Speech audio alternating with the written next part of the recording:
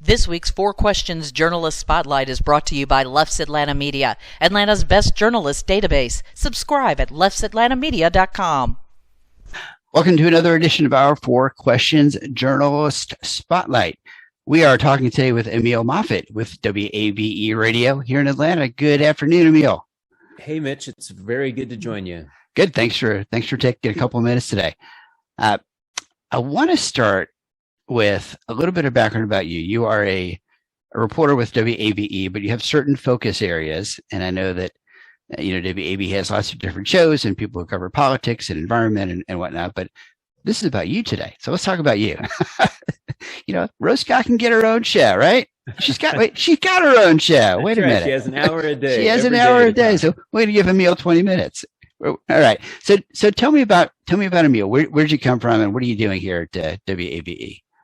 Yeah, I'm originally from the Dallas-Fort Worth area, grew up just north of DFW area, went to school at UT Arlington to study journalism there. I have been for the last 10 years or so working in public radio. After working in the Dallas-Fort Worth market for a little while, moved to Kentucky to work for an NPR station in Bowling Green, have also worked for the NPR station in Nashville, and for the last 2.5 years, dating back to June of 2019, have been here in Atlanta working at WABE. Originally started as a general assignment reporter and did that for about 2 years, including our crazy 2020 election cycle. Covered a lot of that, covered the General Assembly for a couple of years, and for the last 6 months or so have been focused on business reporting, just covering the Atlanta business scene, which of course is bustling, and the tech scene here in Atlanta, as well as covering some sports and arts and culture as well thrown in there.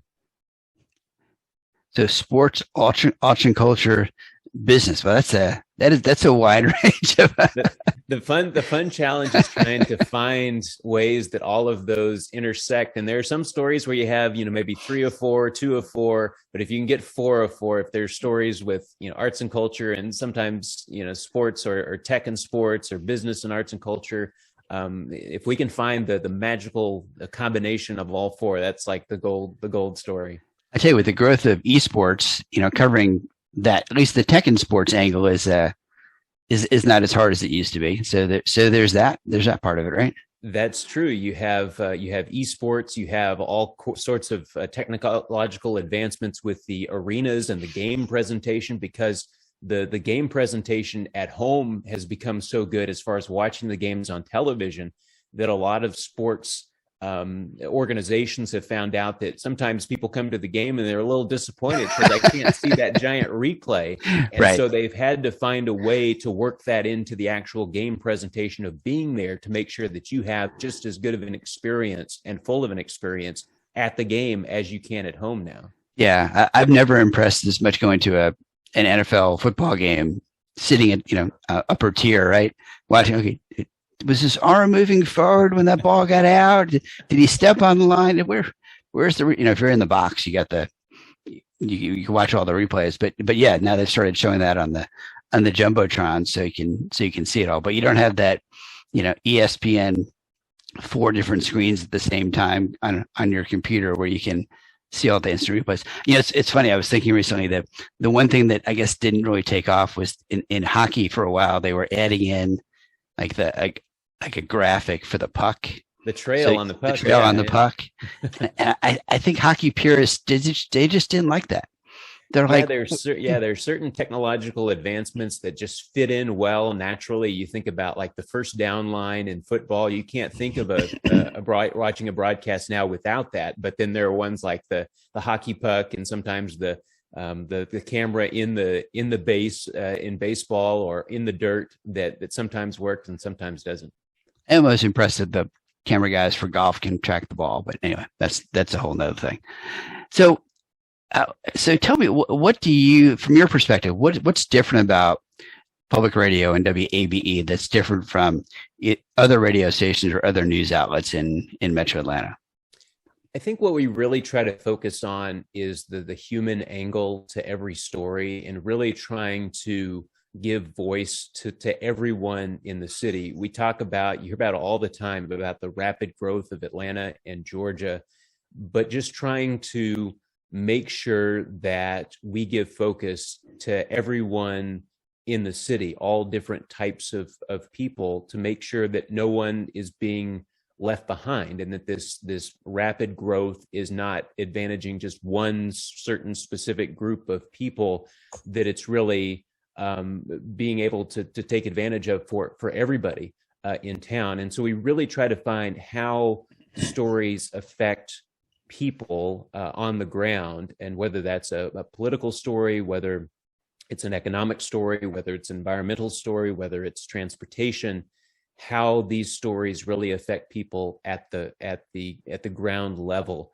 and really trying to tell that story, and going out and listening to people in communities, and having the time to tell a 4-minute story, an 8-minute story, a 10-minute conversation, a 20-minute conversation with people that live right here in Atlanta. You know, you're going to hear a lot about that if you listen to NPR. You're going to hear a lot of national conversations that go that in depth and take that long of a time. But I feel like WABE is able to give kind of voice to people in our community and give them a long time to express themselves and to tell what they're really feeling.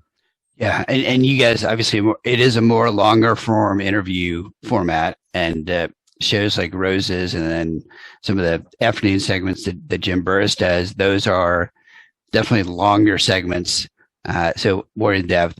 And you've got a web component too, right? To what you're reporting on.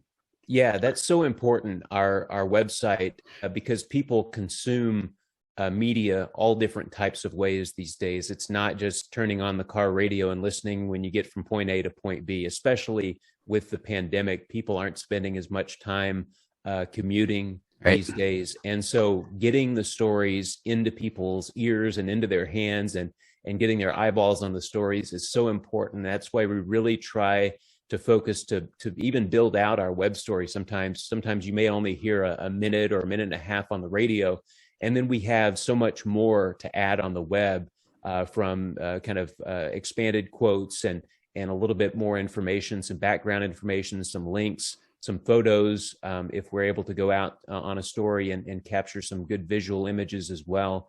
And so we really try to build out that web component to where if you hear a story on the radio and say, I'm really interested in that, I want to learn more, I want to find out more information because it pertains to me, then they can go to the website, see it on social media, and they're able to get a little bit more, some value added on the web as well.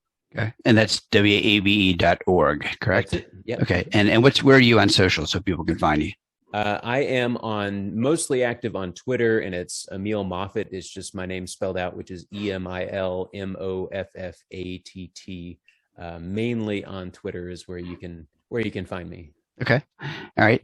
So if folks want to contact you, what's the best way? Email or direct Twitter tweets? What's the best way to get you?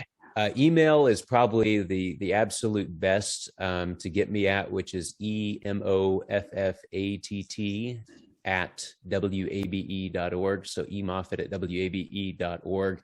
I'm someone who just kind of checks emails religiously, and I'm always kind of sorting stories and emails. If I get something, a pitch from somebody, I may not be able to do a story on it that exact day, but I'm always looking at it, reading through it, and then a day or two or maybe a week later, some of these threads start to come together, and so you may see 3 or 4 emails on a particular subject and say, hey, this might fit well with this source might fit well with this expert, this person's story might fit well with this, and then eventually turns into a longer form story. So I would say email is the top. A lot of people have reached out through Twitter, direct messaging, and that's great as well. So really just messaging and giving me kind of the story ideas and kind of planning it in my head is the best way to do that. And then I kind of keep a running total of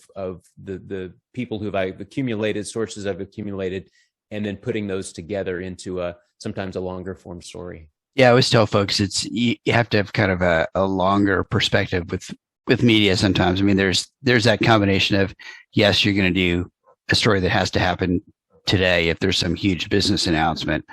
But, if you're a PR person, look at it and say, does this story have to be done today? Or is this just as good a week from now or 2 weeks from now or a month from now?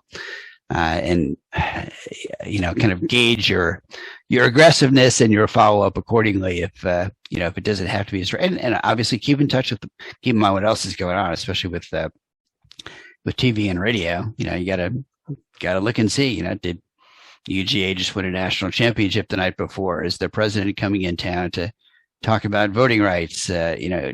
What's the environment like to understand before you pick up the phone or send an email to understand how that's going to be received by a busy reporter at the other end, right?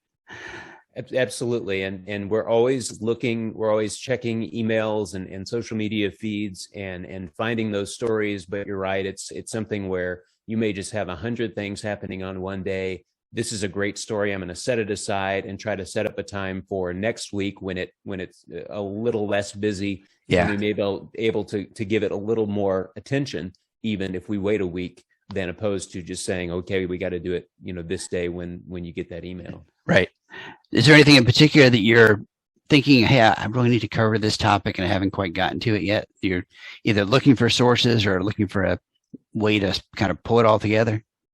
We've been focusing a lot in the last several months, as a lot of people have been, on the employment situation and jobs and people leaving their jobs and people finding new positions and this kind of empowerment that we've seen from the workforce, along with obviously transportation has always been a huge issue here in Atlanta. So how people are moving back and forth and commuting across the city and best ways to get from point A to point B. We've been looking a lot at, obviously the film industry is big here, is becoming bigger and bigger in Georgia. So trying to tell those stories of the people who have been able to work in the film industry and really have a career in that industry here in Atlanta.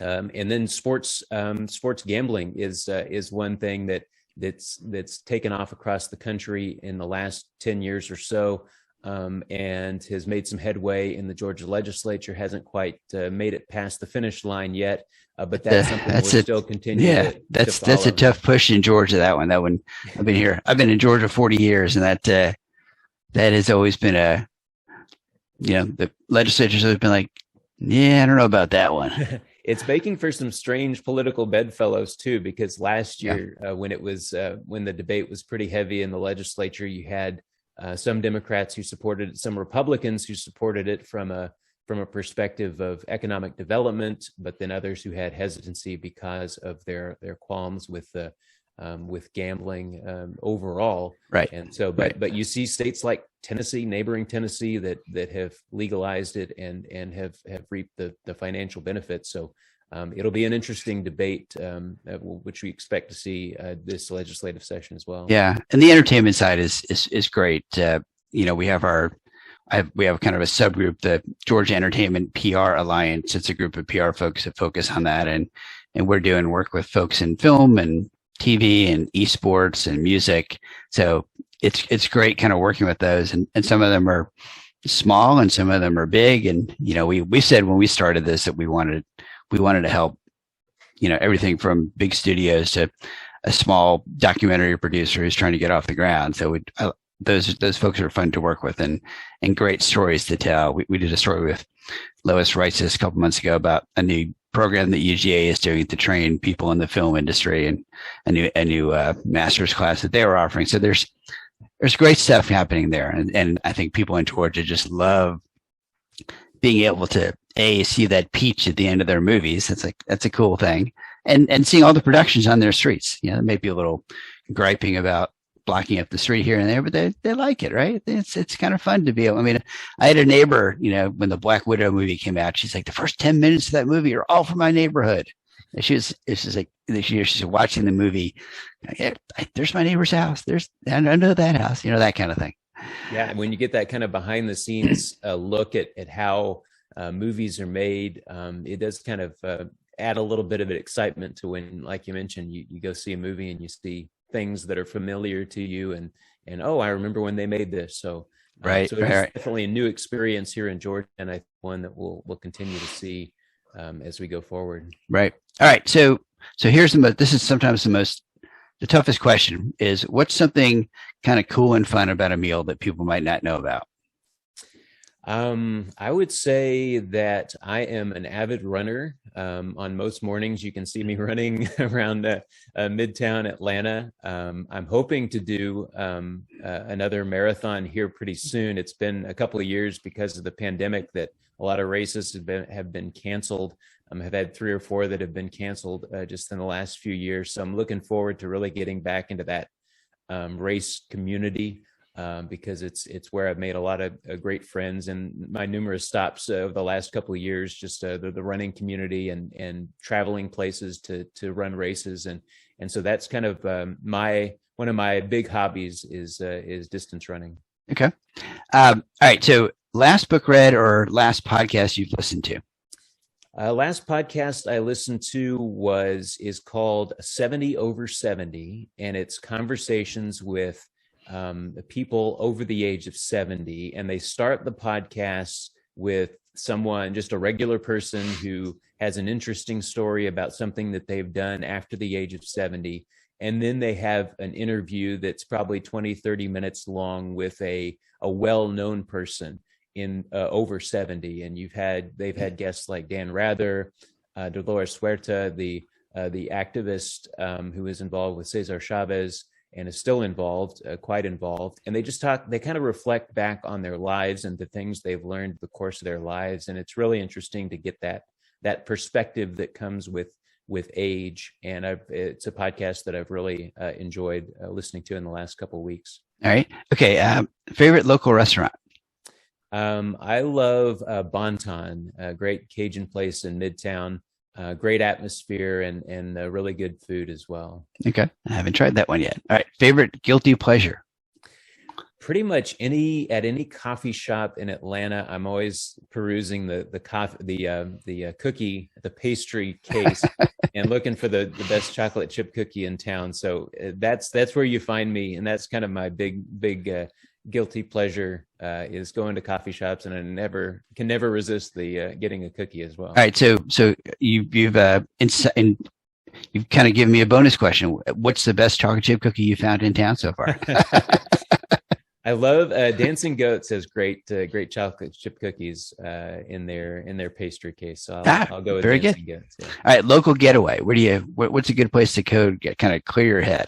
Yeah, I love hiking at Kennesaw Mountain. Just some great views, and you can kind of get up to the top and look across a lot of Metro Atlanta and kind of get a great view. And it's just a great place to get away. I've also been down a couple of times to Warm Springs and the little White House, and really enjoy. Yeah, that is nice. And reading a lot about FDR, and so it's amazing to just walk out there and see the same thing that he was seeing as he was contemplating all the worries of World War II, and so much history at that site. That's always just a fun little getaway as well. I saw recently they're doing some renovation down there.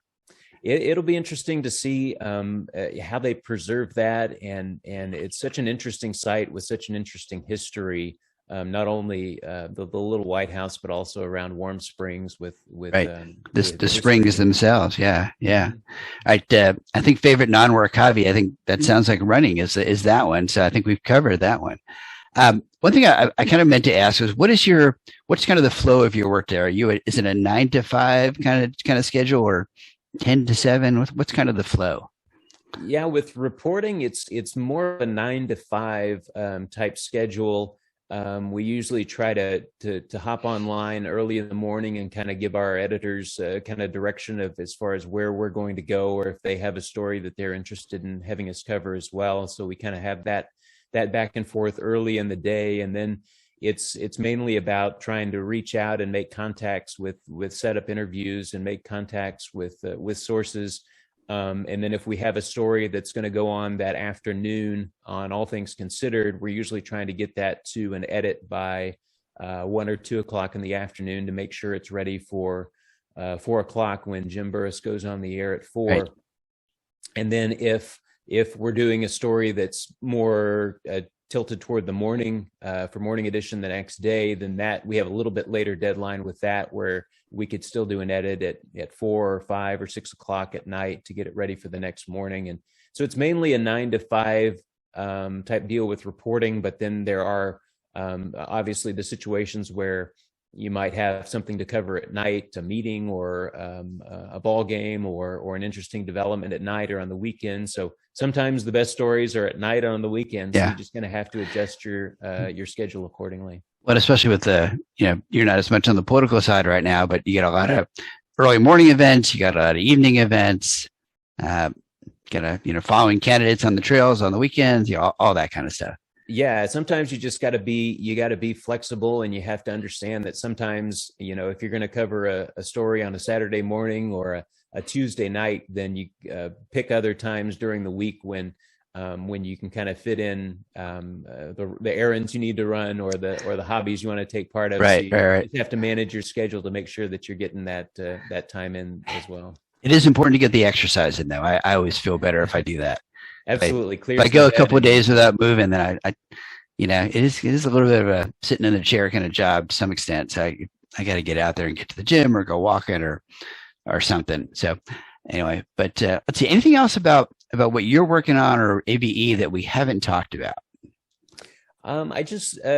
We've made really a concerted effort in the last couple of years to listen to the community and really get their feedback of what's important to them, what stories are important to cover, because sometimes you kind of get into this mode or this mindset of you're focused on your beat or what you're covering or what you think is important or what you're hearing from elected leaders or officials or business leaders, and you don't really think necessarily about different perspectives or different stories that people are interested in. So the more that we can get out into the community and actually listen to what people are worried about, what's keeping them up at night, what's concerning them, what's giving them joy in their lives, the more we can get kind of a finely tuned sense of what's on the minds of people in and around Atlanta.